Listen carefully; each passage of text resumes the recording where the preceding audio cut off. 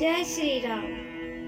मंगल भवन अमंगल हारी, द्रवहु सुदशरथ अजर बिहारी।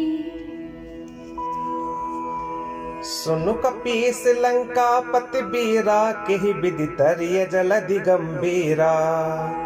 संकुल मकर उरग झस जाति, अति अगाध दुस्तर सब भांति। हे वीर वानरराज सुग्रीव और लंकापति विभीषण, सुनो, इस गहरे समुद्र को किस प्रकार पार किया जाए। अनेक जाति के मगर, सांप और मछलियों से भरा हुआ यह अत्यंत अथाह समुद्र पार करने में सब प्रकार से कठिन है। कह लंकेश सुनहु रघुनायक, कोटि सिंधु शोषक तब सायक। जदपि तदपि नीति असि गाई, विनय करिए सागर सन जाई। विभीषण जी ने कहा, हे रघुनाथ जी, सुनिए, यद्यपि आपका एक बाण ही करोड़ों समुद्रों को सोखने वाला है, तथापि नीति ऐसी कही गई है, उचित यही होगा कि पहले जाकर समुद्र से प्रार्थना की जाए। प्रभु तुम्हार कुल गुरु जलधि, कही उपाय विचारी। प्रभु तुम्हार कुल गुरु जलधि, कही उपाय विचारी। बिनु प्रयास सागर तरही, सकल भालु कपिधारी। हे प्रभु, समुद्र आपके कुल में बड़े हैं, वे विचार कर उपाय बतला देंगे। तब रीछ और वानरों की सारी सेना बिना ही परिश्रम के समुद्र के पार उतर जाएगी। सखा कही तुम नेकी उपाई, करिय दैव जो हो ही सहाई। मंत्र न यह लक्ष्मण मन भावा, राम बचन सुनि अति दुख पावा।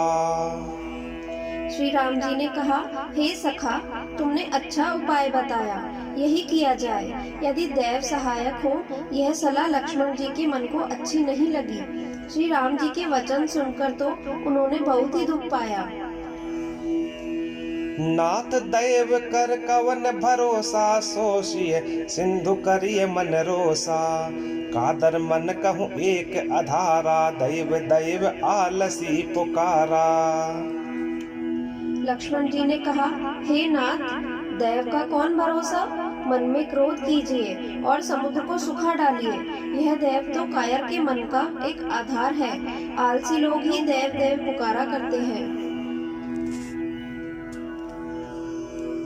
सुनत बिहसी बोले रघुबीरा, ऐसे ही करब धरहूं मन धीरा।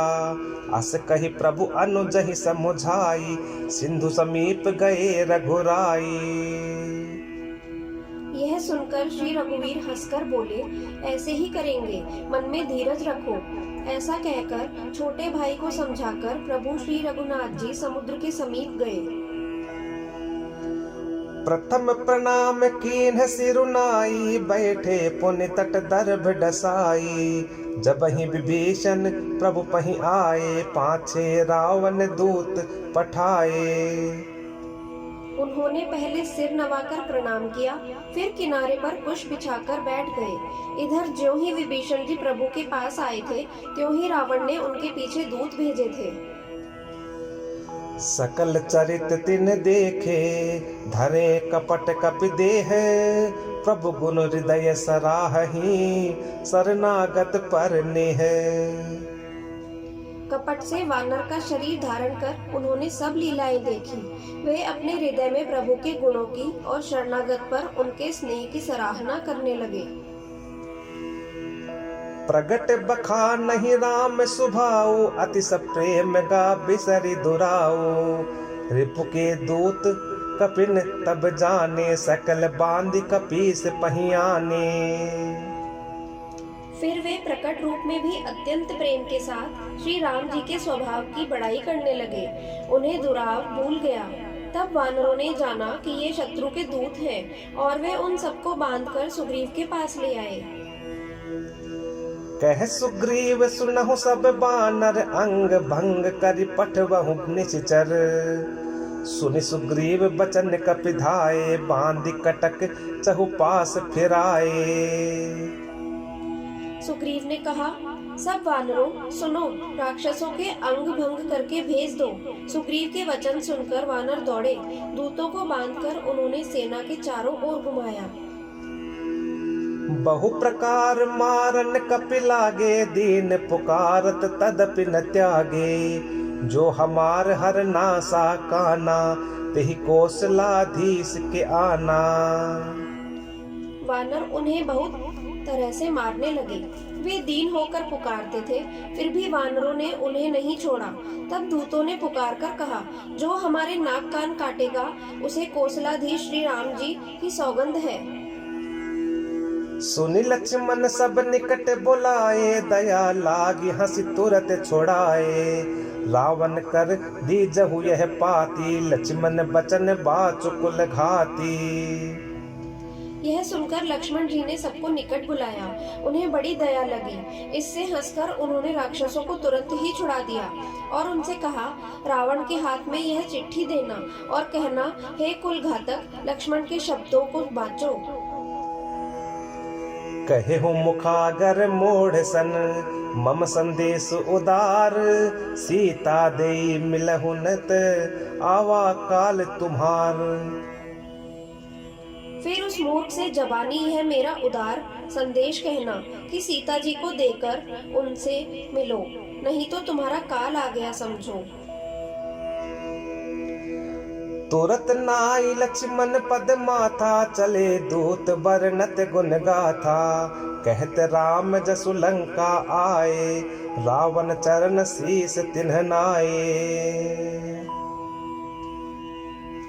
लक्ष्मण जी के चरणों में मस्तक नवाकर श्री राम जी के गुणों की कथा वर्णन करते हुए दूत तुरंत ही चल दिए। श्री राम जी का यश कहते हुए वे लंका में आए और उन्होंने रावण के चरणों में सिर नवाए। बिहसी दसानन पूछी बाता, कहसी न सुख आपन कुशलाता। पुनि कहु खबर विभीषण केरी, जाहि मृत्यु आई अति नेरी। दशमुख रावण ने हंसकर बात पूछी, अरे शुक, अपनी कुशल क्यों नहीं कहता?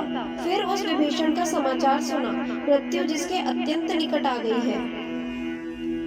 करत राज लंका सठ त्यागी, होई जब कर कीट अभागी।